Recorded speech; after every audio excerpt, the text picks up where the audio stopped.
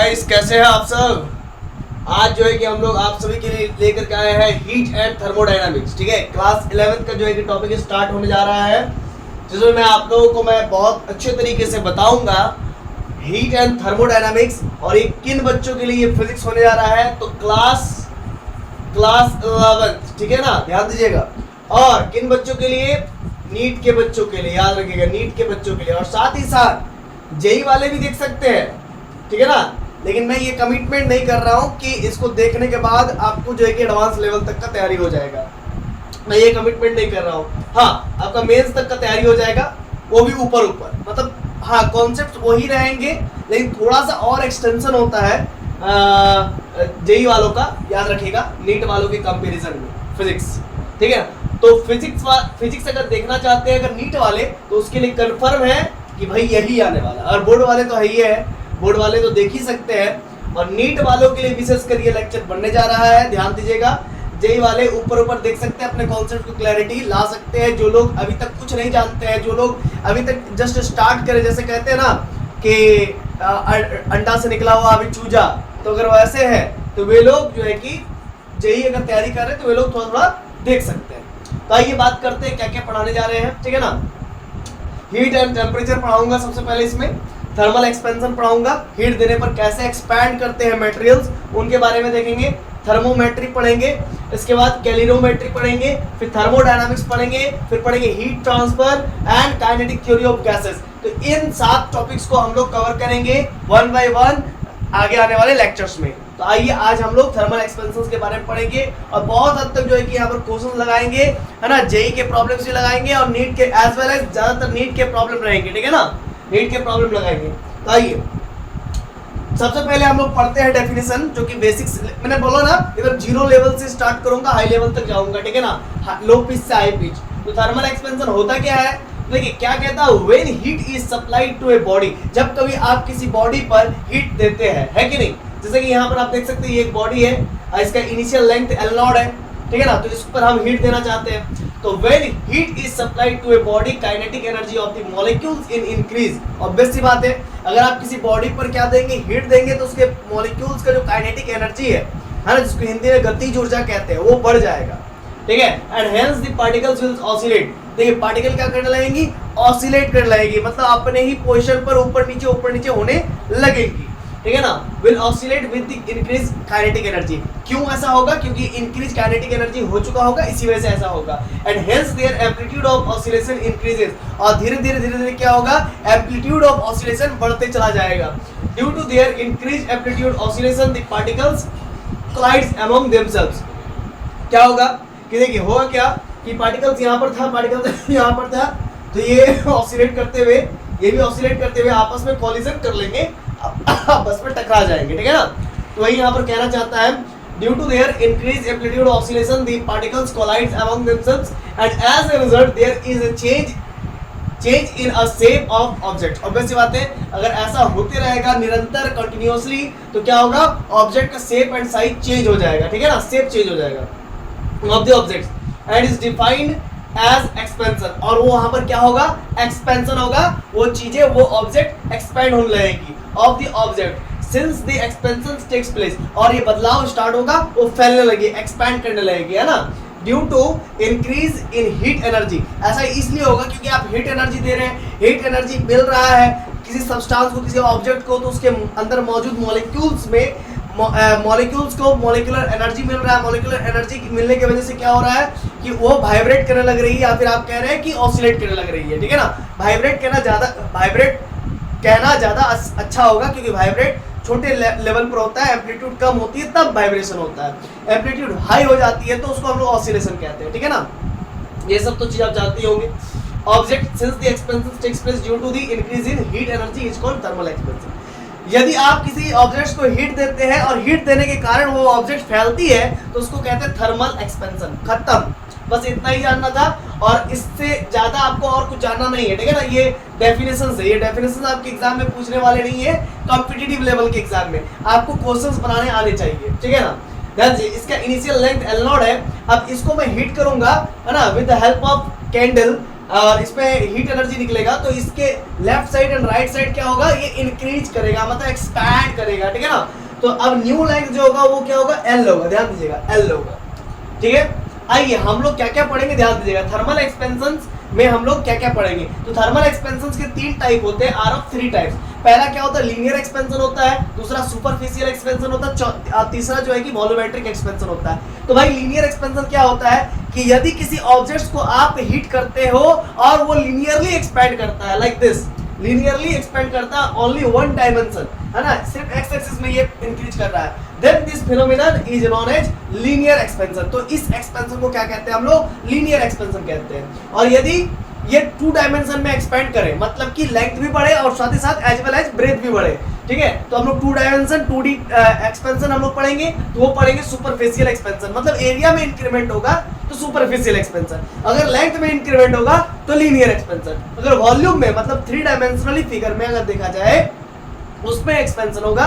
Simple सी बात है, अगर किसी चूसे मतलब कि ऐसा आप समझिए, किसी फुटबॉल को मैंने लाया, अभी उसमें हवा नहीं भरा, जैसे जैसे हवा भरूंगा वो एक्सपेंड कर लेगा, सिंपल सी बात है। या फिर आप ऐसा कह सकते हैं कि कोई भी एक ऑब्जेक्ट है, ठीक है ना, स्फेरिकल शेप में, या कोई भी 3D ऑब्जेक्ट्स आप ले सकते हैं, ठीक है ना। जैसे इसी को मैं गर्म करूंगा, हीट नीचे से दूंगा, तो ये फैलने लगेगा, ये फूलने लगेगा, फैलने नहीं लगेगा, फूलने लगेगा, फूलने एक्सपेंड करेगा। तो फूलने का मतलब क्या होता है, फूलने का मतलब क्या होता है, एक्स एक्सिस में भी एक्सपेंड करना भाई, है ना, वाई एक्सिस में भी एक्सपेंड करना और साथ साथ जेड एक्सिस में भी एक्सपेंड करना, ठीक है ना। फूलने का मतलब क्या होता है, तीनों एक्सिस में, यानी कि 3 डायमेंशनली एक्सपेंशन हो रहा है। जैसे ही आप लोग 3 डायमेंशनली एक्सपेंशन देखते हैं तो then this is called volumetric expansion. Clear है, तो ध्यान दीजिएगा, यहाँ पर 3 एक्सपेंशन के बारे में पढ़ेंगे। तो सबसे पहले आइए लीनियर एक्सपेंशन पढ़ लेते हैं। When the length of a object changes due to its heating, आप उसको हीट प्रोवाइड करते हैं, then it is called linear expansion. अगर आप हीट प्रोवाइड करते हैं और वो लीनियरली एक्सपैंड करता है तो then it is called linear expansion. Clear, चलिए आगे बढ़ते हैं। देखिए अब इसी चीजों को मैथमेटिकली टर्म्स में समझेंगे, ठीक है। तो ये चीज मैं पहले से लिख के रख दूंगा तो आपको कुछ समझ में नहीं आएगा, जनरली बहुत अच्छा समझ में नहीं आएगा। तो आइए इसको इरेज कर देता हूं मैं सबसे पहले, ठीक है, और चीजों को लिख लिख के समझाता हूं तो आपको ज्यादा मजा आएगा, ठीक है ना। तो ध्यान दीजिएगा, देखिए ये मेरा क्या है, एक बार है या फिर मान लीजिए आपके पास रॉड है, ये एल नॉट इसका इनिशियल लेंथ है। जैसे ही मैं इसको हीट करूंगा तो ये क्या होगा, लेंथ वाइज बढ़ जाएगा और इसका अब जो है कि इसका लेंथ होगा वो फाइनल लेंथ कहलाएगा। और ये क्यों हुआ, क्योंकि मैंने नीचे से हीट दिया, नीचे से मैंने क्यों क्या दिया भाई, नीचे से मैंने हीट दिया। ध्यान दीजिएगा, आइए हम लोग इस चीज को पढ़ते हैं बहुत ही इत्मीनान से और समझ करके पढ़ेंगे, ठीक है ना। चलिए अब मान के चलिए बच्चों, ये जैसे कि मैंने एक रॉड लिया, इसको मैंने अभी इसका इनिशियल लेंथ क्या है, एल नॉट है। अब इसको हीट अप करूंगा तो ये एल बन जाएगा। तो यहाँ पर आप देख सकते हैं क्या, एल नॉट मेरा इनिशियल लेंथ है। तो आप अगर 10 मीटर का रॉड लेंगे, ठीक है ना, 10 मीटर का रॉड लेंगे, अगर आप उसको हीट अप कीजिएगा तो उसका मान लीजिए दुगुना एक्सपेंशन हो रहा है तो उसको क्या होगा, 20 मीटर का हो जाएगा। और अगर आप 20 मीटर का लेंगे तो उसका दुगुना एक्सपेंशन हो रहा है तो उसके 40 मीटर हो जाएगा। तो कुल मिलाकर के कि आपका जो एक्सपेंशन है, मतलब हम यहाँ पर ऐसा कहना चाह रहे हैं चेंज इन लेंथ। देखिए चेंज इन लेंथ, जब इसको हीट करेंगे तो कुछ ना कुछ चेंज होगा ना इसका लेंथ में, तो वो किस पे डिपेंड करेगा, इनिशियल लेंथ पे डिपेंड करेगा। भाई जितना इनिशियल लेंथ होगा उसी के अकॉर्डिंग मेरा क्या होगा, चेंज इन लेंथ होगा। अगर ये 10 मीटर का है तो इसको मैं हीट अप करूंगा, देखिए ये 10 मीटर का, अगर इसको मैं हीट अप करूंगा तो ये हो सकता है अगर दुगुना से एक्सपेंशन हो रहा है तो मैं कहूंगा कि 20, अब जो होगा फाइनल इसका जो है कि लंबाई 20 होगा, मैं ऐसा कह रहा हूँ, ठीक है ना। लेकिन यही है, अगर इसका इनिशियल लेंथ अब मान के चलिए कि अगर 20 मीटर है तो इस एक्सपेंड करूंगा, फिर से मैं हीट दूंगा, एक्सपेंड होगा तो दुगुना से एक्सपेंशन होगा तो 40 हुआ, तो पहले 20 हुआ अभी 40 हो गया।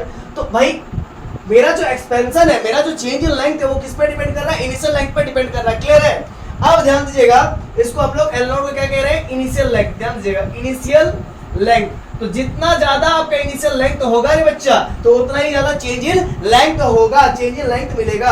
अब यहाँ पर ध्यान दीजिएगा, तो चेंज इन लेंथ को हम लोग क्या से रिप्रेजेंट करेंगे, चेंज इन लेंथ को L naught into del theta. अब डेल थीटा कहां से आ गया सर, अरे भाई जितना आप ज्यादा हीट में परिवर्तन लाओगे, जितना ज्यादा आप हीट दोगे, चेंज इन हीट दोगे।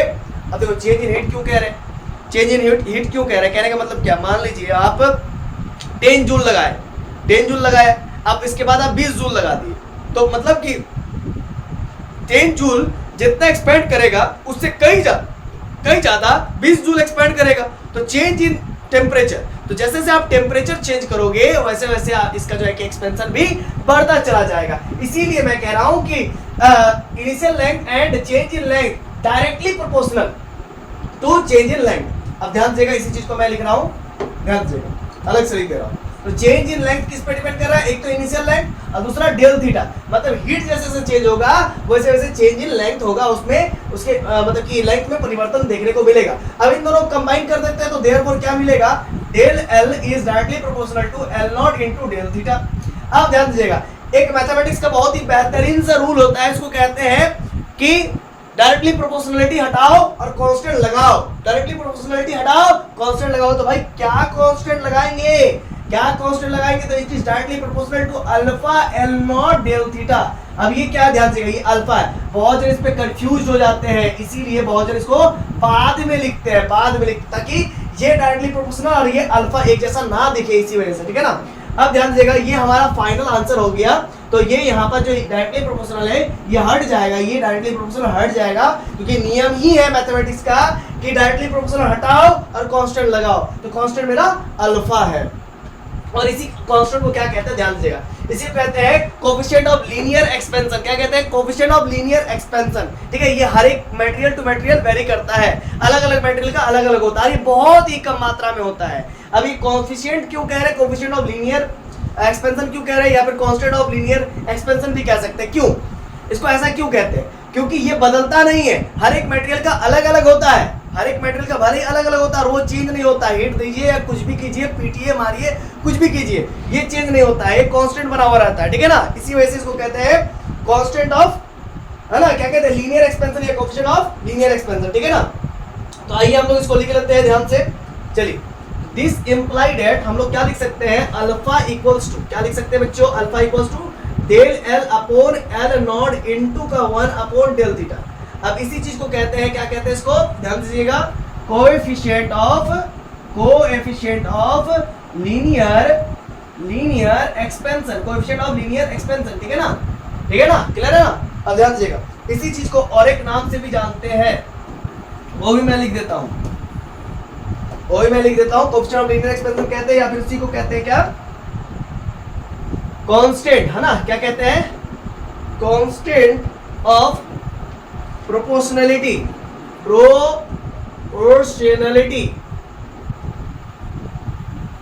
ऑफ लीनियर एक्सपेंशन, तो इसको दो नाम से जानते हैं। पहला क्या नाम है? कोएफिशिएंट ऑफ लीनियर एक्सपेंशन और constant of proportionality of linear expansion, ठीक है ना। चलिए, इतना क्लियर है। अब ये जो अल्फा क्या रिप्रेजेंट कर रहा है उसके बारे में थोड़ा डील कर देते हैं। तो अल्फा इज डिफाइंड, अल्फा क्या रिप्रेजेंट कर रहा है स्टूडेंट्स? तो alpha is defined as fractional, आप पहले लिखिए मेरे साथ साथ, फिर मैं आपको बताऊंगा। Fractional change in length, fractional change in length per unit change इन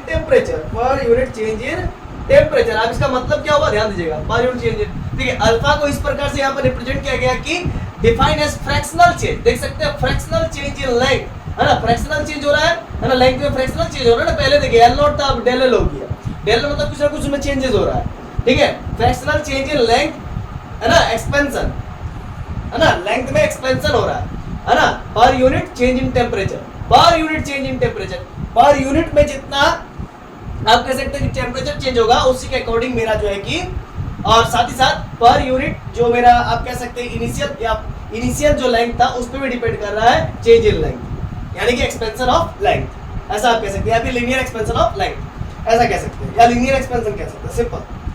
चलिए, अब हम लोग पढ़ेंगे नेक्स्ट टॉपिक, है ना। ये आई होप आपको ये हो चुका होगा, ये आपका हो चुका होगा। इसको मैं छोटा कर देता हूँ, इसको आप अपने यहाँ से लिख लीजिए, या फिर आपको नोट्स मिल जाएगा डिस्क्रिप्शन में, एक बार चेक कर लीजिएगा, मैं सब कुछ अपलोड कर दूंगा, ठीक है।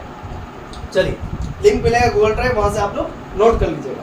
ये सब बहुत इंपॉर्टेंट है बाबू, ये सबको नोट कर लीजिए, बहुत काम आएगा, रियली बता रहे हैं, है ना, बिलीव मी, ये बहुत काम आएगा, ये सब बहुत आगे क्वेश्चन बनाइएगा तो काम आएगा, नहीं तो कुछ नहीं बुझाएगा। आप डेल एल बराबर याद कर लीजिए, L not into alpha into del theta.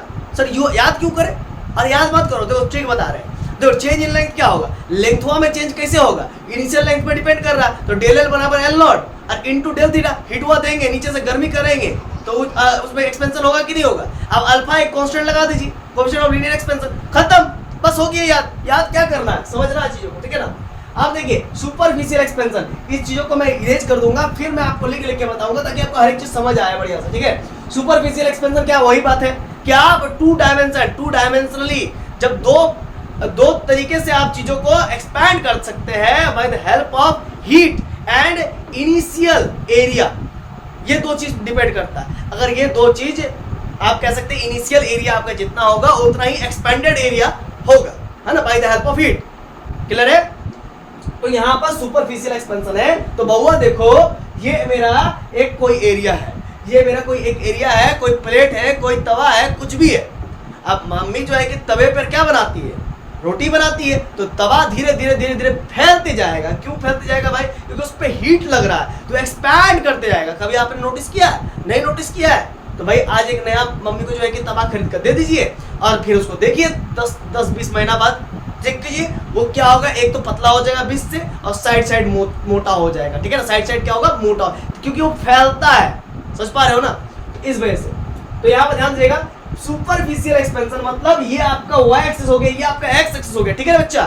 तो इसको जब आप हीटअप करोगे तो ये एक्स एक्सिस में भी बढ़ेगा, ये एक्स एक्सिस में बढ़ेगा और ये वाई एक्सिस में भी बढ़ेगा। इस प्रकार से इस पे आप एक्सपेंशन देख सकते हो, ठीक है ना। इसको कहते हैं टू डायमेंशनली एक्सपेंशन। तो अब यहाँ पर ध्यान देंगे, सुपरफिशियल एक्सपेंशन में हम बहुत ही अच्छे से जो है कि चीजों को पढ़ेंगे, डेफिनेशंस को यहाँ पर बहुत ही अच्छे से समझेंगे। When the area of the object change due to change in temperature, जब कहीं भी किसी एरिया में हम लोग हीट सप्लाई करते हैं और उसमें क्या होता है, ऑब्जेक्ट के एरिया में चेंजेस आने लगता है, it is called superficial expansion. Simple सी बात है, जब किसी भी एरिया में हम लोग हीट देते हैं और उसके वजह से उसके एरिया में परिवर्तन आता है, चेंजेस आता है, then it is called superficial expansion, ठीक है ना। अब आइए इसी चीज को बहुत ही अच्छे से तरीके से देखेंगे, ध्यान दीजिएगा। इसको पूरा इरेज कर देता हूं पहले और आपको हर एक चीज समझाऊंगा कैसे क्या होगा। जैसे मैंने अभी लीनियर एक्सपेंशन बताया, सेम डिट्टो वैसे ही कुछ होगा, ठीक है ना। और चीजों को बहुत ही अच्छे से समझ के लिखेंगे, ऐसा नहीं कि पहले से लिख के रखे और छाप दिया और आपको समझा दिया, कुछ नहीं समझ में आया, ठीक है ना। देखिए ध्यान से, अब यहाँ पर हम लोग लैंग्वेज तो अब लिख चुके हैं। तो बहुआ दैट इज, हम ये कहना चाह रहे हैं कि देखिए इसका मान के चलो ये एल नॉट इनिशियल लेंथ है, ये एल नॉट इनिशियल लेंथ है, ये इनिशियल लेंथ है और बी नॉट इनिशियल ब्रेथ है। तो दोनों को मल्टीप्लाई करेंगे तो ए बराबर एल नॉट गुने बी नॉट आएगा, तो ए नॉट बराबर एल नॉट गुने बी नॉट आएगा। तो ये इनिशियल क्या है, एरिया है, क्या ये इनिशियल एरिया, लिख लीजिए इनिशियल एरिया, मतलब शुरुआती दौर में जितना आप एरिया लेना चाहते हैं ले लीजिए। अब ध्यान दीजिएगा बउआ कि डेल ए मतलब हम इसमें चेंजेस देखना चाहते हैं कि हीट करेंगे तो इसमें कितना चेंजेस आएगा। तो हीट करने पर इस पे चेंज आएगा, किस पर डिपेंड करेगा भाई, ए नॉट पर, इनिशियल एरिया पर। किस पर डिपेंड करेगा बच्चा, इनिशियल एरिया। जितना ज्यादा आपका इनिशियल एरिया होगा उतना ही ज्यादा इसमें चेंज इन एरिया आएगा, ठीक है ना। अब क्या होगा रे बउआ, अब क्या होगा ध्यान दीजिएगा, del A is directly proportional to del theta. Obvious सी बात है, चेंज इन टेम्परेचर। अरे बच्चा, जितना ज्यादा आप हीट बढ़ाते जाओगे उतना ज्यादा एरिया में परिवर्तन होते जाएगा। जितना ज्यादा इनिशियल एरिया लोगे उतना ही ज्यादा चेंज इन एरिया होगा। देखो आप 10 मीटर स्क्वायर का कोई तवा ले लो, उसको हीट करो, अब बोल दिया कि चेंज होगा दुगने से, तो 20 मीटर स्क्वायर हो जाएगा। अब वही आप 10 मीटर के अलावा अगर आप 20 मीटर स्क्वायर वाला कोई तवा ले लीजिए, आप उसको हीट कीजिएगा, वो 40 मीटर स्क्वायर हो जाएगा उसका एरिया। तो मतलब जो मेरा एरिया चेंज हो रहा है वो इनिशियल एरिया पर तो डिपेंड कर ही रहा है और साथ ही साथ चेंज इन टेम्परेचर पे भी डिपेंड कर रहा है। तो कुल मिलाकर ये कह सकते हैं कि जितना ज्यादा इनिशियल एरिया होगा उतना ज्यादा चेंज इन एरिया होगा, जितना ज्यादा चेंज इन टेम्परेचर होगा उतना ज्यादा चेंज इन एरिया होगा। तो दोनों को कंबाइन करके लिख देते हैं रे बउआ, ए नॉट इंटू डेल थीटा। अब मैथ्स का नियम क्या है, मैथ्स का नियम कहता है कि डायरेक्टली प्रोपोर्शनल हटेगा तो इक्वल टू लगेगा और साथ में कांस्टेंट आएगा, इस कांस्टेंट को कहेंगे बीटा। क्या कहेंगे, बीटा। ध्यान दीजिएगा, बीटा कहेंगे। और ये बीटा का मान कितना होगा जानते हैं, ये बीटा का मान होगा 2 अल्फा। आप बोलेगा आई 2 अल्फा कैसे होगा, देखिए बीटा क्या रिप्रेजेंट कर रहा है, बीटा क्या रिप्रेजेंट कर रहा है, कोएफिशिएंट ऑफ सुपरफिशियल एक्सपेंशन। क्या रिप्रेजेंट कर रहा है? कोएफिशिएंट ऑफ सुपरफिशियल एक्सपेंशन, मतलब आप कह सकते हैं कि एरिया को रिप्रेजेंट कर रहा है, एरिया को बता रहा है। तो एरिया तो 2 डायमेंशन में होता है, उधर अल्फा था और यहाँ पर क्या, वहां पर अल्फा क्या था? कोएफिशिएंट ऑफ लीनियर एक्सपेंशन, और यहाँ पर 2 अल्फा क्या हो जाएगा? Coefficient of superficial expansion. Clear है? सुपरफिशियल, अरे बाबा समझा ना, सुपरफिशियल एक्सपेंशन। तो यहाँ पर लिख देते हैं where beta equal to coefficient of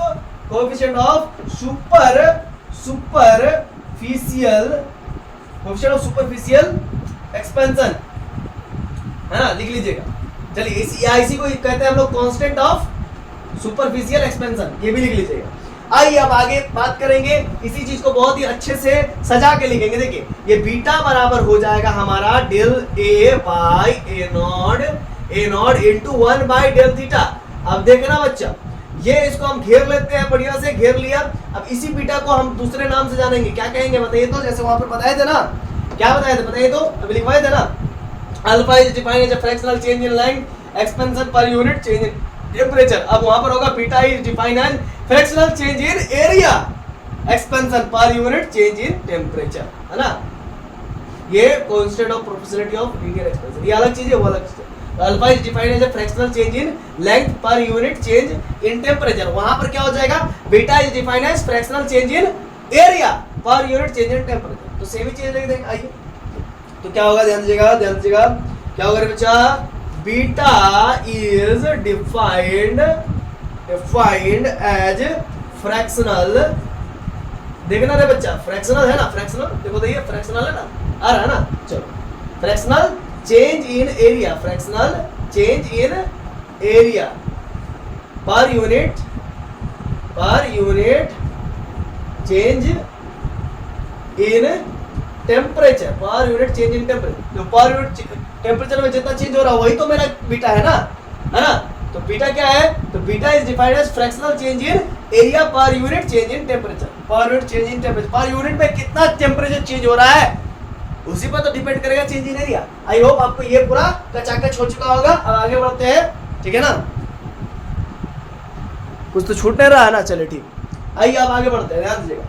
अब आते हैं नेक्स्ट टॉपिक पे हम लोग का वॉल्यूमेट्रिक एक्सपेंशन। देखिए रे बच्चा, हम क्या करते हैं, इस चीज को पहले इरेज कर देते हैं ना, कहा है कि लिखल हुआ चीज आप लोग को माइंड में नहीं घुसेगा, समझा ना। ये सब क्या है? सब रटन विद्या वाला चीज है, इसको ऐसे नहीं पढ़ाया जाता है। पहले इसको इरेज कर देता हूँ, ठीक है ना, और मैं आपको हर एक चीज लिख के पढ़ाऊंगा, ठीक है ना। कुछ टीचर है क्योंकि आपको सिर्फ मतलब कि बुक दिखा दिए और पढ़ा दिए दंदना के, वैसे थोड़ी पढ़ाई होता है, वैसे नहीं पढ़ाई होता है। चीजों को मैथमेटिक्स टर्म्स है ना, उसको लिख के समझाना पड़ेगा। वॉल्यूमेट्रिक एक्सपेंशन क्या होता है? वॉल्यूम एक्सपेंड होगा, 3 डायमेंशनली एक्सपेंड होगा। When a volume change of the objects due to change in temperature, it is called volumetric expansion। क्या बोल दिए, क्या पढ़ दिए, नहीं समझ में? हम बताते हैं। अगर आपका 3 डायमेंशनली, 1 डायमेंशनली, 2 डायमेंशनली और 3 डायमेंशनली एक्सपेंशन हो रहा है, चेंजेस दिख रहा है, तो उसको कहते हैं वॉल्यूमेट्रिक एक्सपेंशन। तो जैसे आप कोई रॉड ले रहे हैं, तो रॉड का सिर्फ लंबाई ना बढ़े, या रॉड का सिर्फ चौड़ाई ना बढ़े, लंबाई और चौड़ाई ना बढ़े, उसके साथ साथ और एक चीज बढ़े, उसका हाइट भी बढ़े, लंबाई भी बढ़े। अरे बउआ देख, हम क्या कहते हैं कि ये मेरा रॉड है, ठीक है ना, ये चौकोर रॉड है। अब इसको हम हीट करेंगे तो लंबाइयों बढ़े, हम चाहते हैं कि लंबाइयों बढ़े, हम चाहते हैं कि चौड़ाइयों बढ़े, और हम चाहते हैं ऊंचाइयों बढ़े, ठीक है ना। तो इसको कहते हैं वॉल्यूमेट्रिक एक्सपेंशन। 3 डायमेंशनली एक्सपेंशन, यानी कि एक्स वाई जेड में अगर एक्सपेंशन हो रहा है, इसको वॉल्यूमेट्रिक एक्सपेंशन कहेंगे। मान लेते हैं इसका इनिशियल वॉल्यूम V0 है, इसको कहते हैं इनिशियल वॉल्यूम। क्या कहेंगे? Initial volume. आई होप आपको बात समझ में आ रही होगी। अब देखो, ध्यान दीजिएगा, है ना, यहाँ पर ध्यान देने की बात है कि भाई डेल V मतलब कि मेरा जो चेंज इन वॉल्यूम होगा वो किस पे डिपेंड करेगा? V0 पर। V0 क्या है बच्चा? V0 इनिशियल वॉल्यूम है, इनिशियल वॉल्यूम, ठीक है ना। अब जैसे ही डेल V करूंगा तो इस डायरेक्टली प्रोपोर्शनल डेल थीटा भी तो होगा। काहे रे बच्चा? चेंज इन टेम्परेचर कीजिएगा तो नहीं कोई फर्क पड़ेगा, चेंज इन टेम्परेचर कीजिएगा तो कोई फर्क नहीं पड़ेगा रे बउआ। अरे हीट देंगे, टेम्परेचर चेंज करेंगे तो वॉल्यूम भी तो बढ़ेगा। अब देयरफॉर दोनों को अगर कंबाइंड रूप से लिखना चाहेंगे तो क्या लिखेंगे? V0 इंटू डेल थीटा, ठीक है सर। अब डेल V बराबर क्या हो जाएगा? देखिए डायरेक्टली प्रोपोर्शनल लगता है तो इक्वल टू लगता है, तो ये क्या हो जाएगा? Gamma into V0 into del theta. और गामा क्या हो जाएगा? यहाँ पर 3 अल्फा हो जाएगा। गामा क्या हो जाएगा? 3 अल्फा, क्योंकि हमारा किस में चेंज हो रहा है, गामा बढ़िया से लिख देता। हाँ, यहाँ पर वॉल्यूमेट्रिक में चेंज हो रहा है ना, तो 3 डायमेंशनली बात हो रहा है। वहां पर अल्फा था, फिर बीटा का वैल्यू 2 अल्फा था, और यहाँ पर गामा का वैल्यू 3 अल्फा हो जाएगा। सिंपल सी बात है। आइए फिर आगे बढ़ते हैं, ठीक है ना, आगे बढ़ते हैं। देखिए आगे बढ़ो, देखिए रे बच्चा, ये गामा बराबर हमारा होगा del V by V naught into 1 by del theta. ठीक है, अब इसी गामा को क्या कहते हैं रे बच्चा, इसी गामा को कहते हैं कोफिशिएंट ऑफ, क्या कहेंगे, coefficient of volumetric expansion, volumetric expansion, ठीक है ना, वॉल्यूमेट्रिक एक्सपेंशन। अरे वहां पर क्या था, कोफिशिएंट ऑफ लीनियर एक्सपेंशन है ना, अल्फा और 2 बीटा, 2 बीटा नहीं बीटा यानी कि 2 अल्फा, वो क्या था, कोफिशिएंट ऑफ सुपरफिशियल एक्सपेंशन। यहाँ पर गामा क्या है, कोफिशिएंट ऑफ वॉल्यूमेट्रिक एक्सपेंशन। ठीक है, तो इसको क्या कहते हैं जरा ध्यान दीजिएगा, गामा इज डिफाइंड एज, है ना, क्या कहेंगे, fractional change in volume, fractional change in volume per unit change in temperature. बुझ गया, gamma is defined as fractional change in volume, fractional change है ना बच्चा, फ्रैक्शनल चेंज इन वॉल्यूम है ना, fractional change in volume per unit change in temperature, ठीक है ना, क्लियर है। आई होप आपको बातें कचाकच हो गई होगी। चलिए फटाक से आप इसको छाप लीजिए, उतार लीजिए, जो करना कर लीजिए, ठीक है। चलिए हो गया, आगे बढ़ेंगे, ठीक है ना। चलिए अब हम लोग बात करेंगे आगे।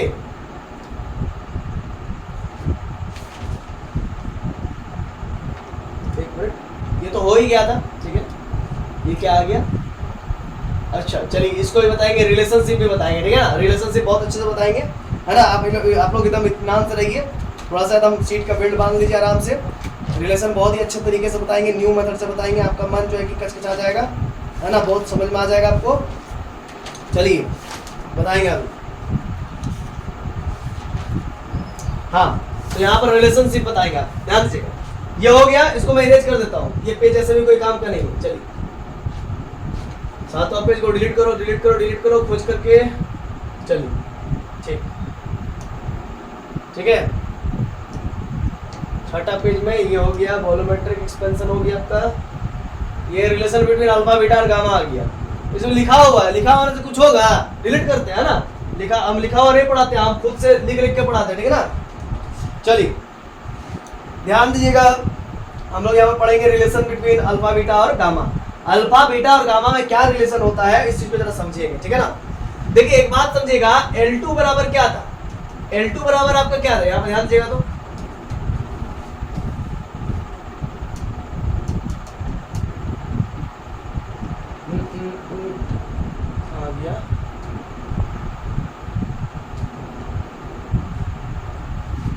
हाँ, तो यहाँ पर हम लोग थे, कहाँ इज यहाँ पर हम लोग को इस चीज को डिलीट करना पड़ेगा, ठीक है। चलिए डिलीट हो गया।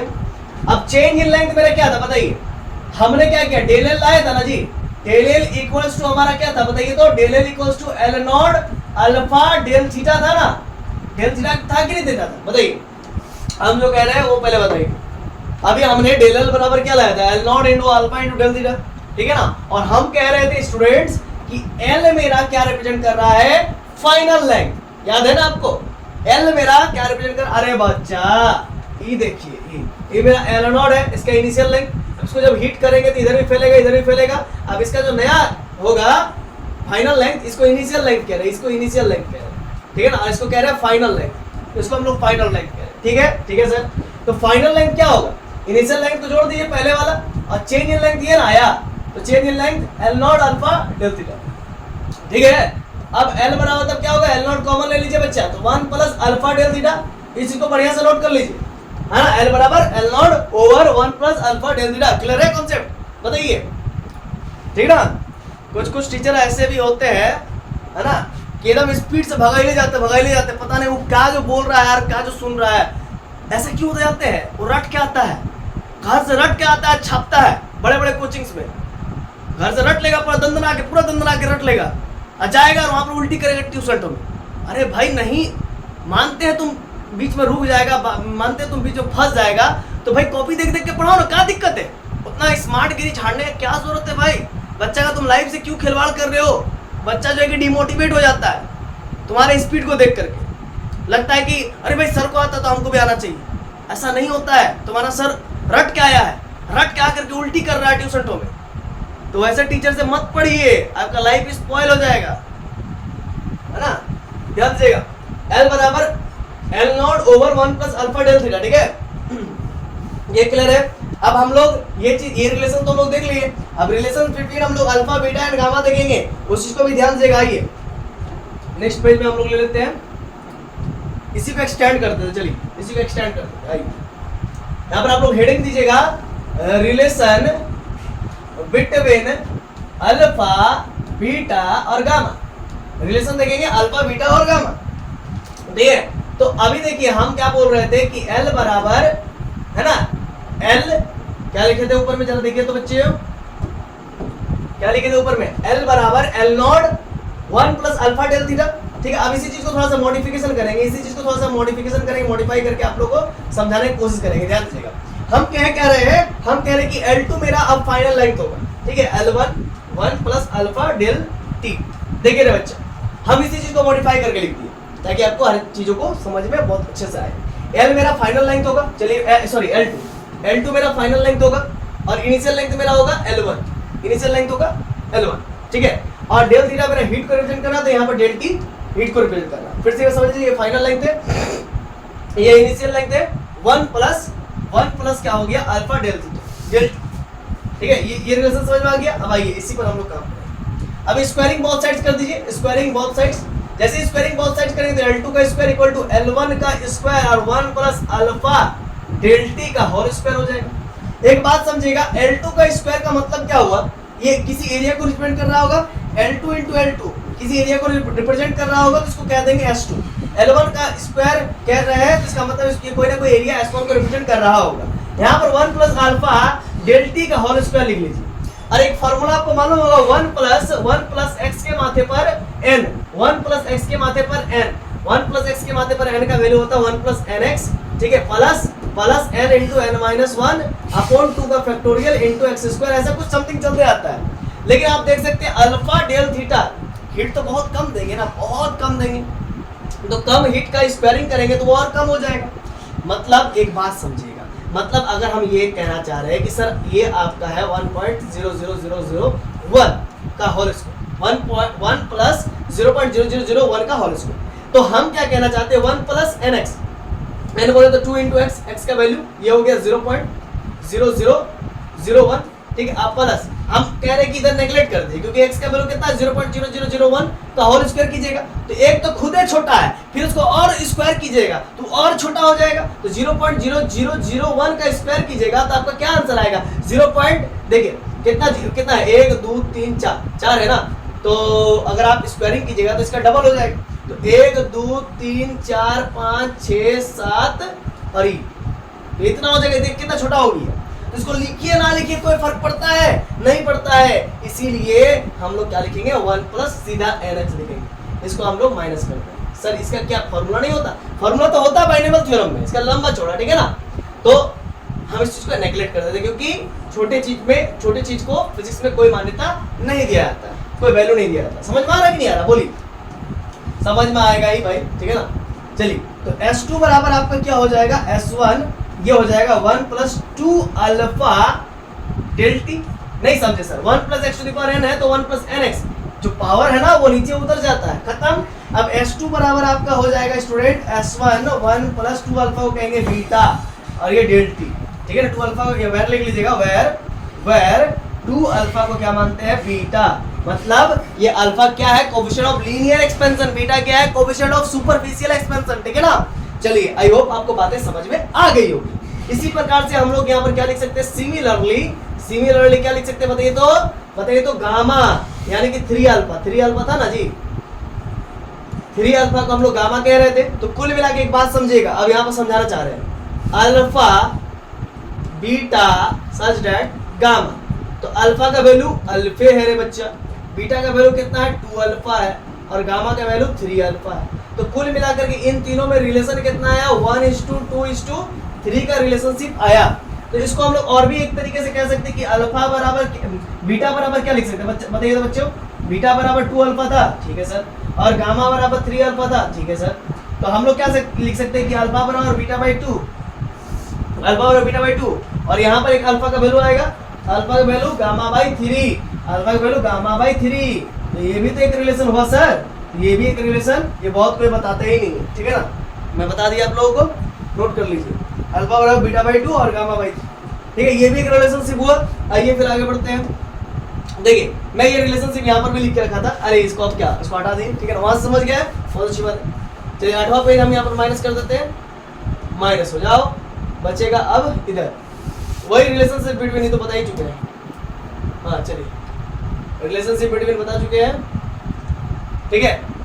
अब एक आपको कुछ बताना चाहूंगा, उस पर भी आप ध्यान दीजिएगा, ठीक है ना, क्वेश्चन मैं बताना चाहूंगा, ठीक है ना। चलिए इसको डिलीट करके फिर यहाँ पर बताना चाहूंगा, यहाँ पर ध्यान दीजिएगा। चलिए पहला पॉइंट नोट कीजिएगा, मान लीजिए बच्चा ये मेरा एक रॉड, ठीक है, अब इस रॉड का मैं दो रॉड है, दो रॉड, ये ए से लेकर के बी एक रॉड है और बी से लेकर के सी एक रॉड है, ठीक है ना। इसका लीनियर, इसका लेंथ L1 है, इसका coefficient of linear expansion alpha 1 है, इसका लेंथ L2 है, इसका coefficient of linear expansion alpha 2 है, ठीक है ना। हमको निकालना है अल्फा इफेक्टिव। अल्फा इफेक्टिव मतलब क्या होता है, अल्फा इफेक्टिव का मतलब हम पूछना चाह रहे हैं इस पूरे एसी रॉड में, इस पूरे एसी रॉड का कोएफिशिएंट ऑफ लीनियर एक्सपेंशन क्या होगा, जिसको हम लोग कह रहे हैं अल्फा इफेक्टिव क्या होगा, ये चीज निकालना चाह रहे हैं। या फिर हम कह सकते हैं कि अल्फा एसी, इस पूरे रॉड का कोएफिशिएंट ऑफ लीनियर एक्सपेंशन क्या होगा एसी रॉड का, ये कहना चाह रहे हैं। तो जो अल्फा इफेक्टिव होगा मतलब coefficient of linear expansion of AC होगा, या coefficient of linear expansion of effective होगा, टोटल का इफेक्टिव लीनियर एक्सपेंशन होगा, कोएफिशिएंट ऑफ लीनियर एक्सपेंशन वो अल्फा एसी के बराबर होगा, ठीक है। अब आइए आप आगे बात करते हैं, यहाँ पर लिख लीजिएगा, where alpha is coefficient of linear expansion, ठीक है, ठीक है, तो बोलिए। और यहाँ पर अभी हम लोग क्या देख के आए हुए बताइए, तो हम लोग उधर देख के आए थे ना, अल्फा बराबर del l by l not into 1 by del theta, यही ना देख के आए थे। तो अल्फा बराबर हम लोग लिख सकते हैं, डेल एल को क्या लिख सकते हैं, D L by L into change in temperature को क्या लिख सकते हैं बताइए, चेंज इन टेम्परेचर को क्या लिख सकते हैं, dt लिख सकते हैं ना। तो इसको एक अलग रूप से मतलब कि डिफरेंशियल्स के रूप में हमने दिखला दिया, तो इसको लिख सकते हैं dl by dt into 1 by L, ठीक है, ठीक है ना, बोलिए, है ना। आप यहाँ चाहो तो L1 भी लिख सकते हो, ये L1 मेरा क्या था, यहाँ पर L नॉट क्या था, इनिशियल लेंथ, याद है अभी भी मैंने बताया था कि L नॉट के जगह पर आप कर लीजिए L1, और ये मेरा चेंज इन लेंथ था, उसको हम लोग क्या कह रहे थे, उसको हम लोग क्या कह रहे थे, L1 कह रहे थे, और उसी L1 को हम कह रहे थे L2 कीजिए, ठीक है ना। चेंज इन लेंथ को L2 से मतलब फाइनल लेंथ को L2 से रिप्रेजेंट करेंगे और इनिशियल लेंथ को L1 से रिप्रेजेंट करेंगे, समझ गया ना। तो वही मैं कह रहा हूँ कि चेंज इन लेंथ DL को कैपिटल DL से DL को कैपिटल D स्मॉल DL से रिप्रेजेंट करेंगे, L नॉट मेरा इनिशियल लेंथ है, उसको हम लोग L1 से रिप्रेजेंट करेंगे, उसको हम लोग L1 से रिप्रेजेंट, ठीक है ना। और dt change in temperature dt से रिप्रेजेंट करेंगे, तो DL by dt into L1। यहाँ पर आप क्या कीजिए, ये L1 लिखिए और ऊपर में L लिखिए, ठीक है। बस अच्छा लगता है देखने में चीजों को, है ना, जब एक ही चीज को लेके चलेंगे शुरुआत से, वही चीज को लेके चलेंगे, ठीक ना। इतना क्लियर है, बोलिए बोलिए बोलिए बोलिए। L क्या है मेरा, L मेरा क्या था, फाइनल लेंथ था ना, तो यहाँ पर आप L ही स्मॉल L भी लिख सकते हो, कोई मैटर नहीं करता, ठीक है ना। चलिए स्मॉल L भी लिख सकते हो, ठीक, तो चलो इतना क्लियर है, बताइए। तो dl बाई dt क्या हो जाएगा बताइए, तो dl बाई dt का जो वैल्यू होगा वो अल्फा L1 होगा, ठीक है ना, या L1 अल्फा कह लीजिए, या L1 अल्फा कह लीजिए। चलिए इस चीज को आप नोट कर लिए, बहुत अच्छी बात है। आइए आगे बढ़ते हैं, ये क्वेश्चन देखेंगे, ठीक है, इस क्वेश्चन को देखेंगे।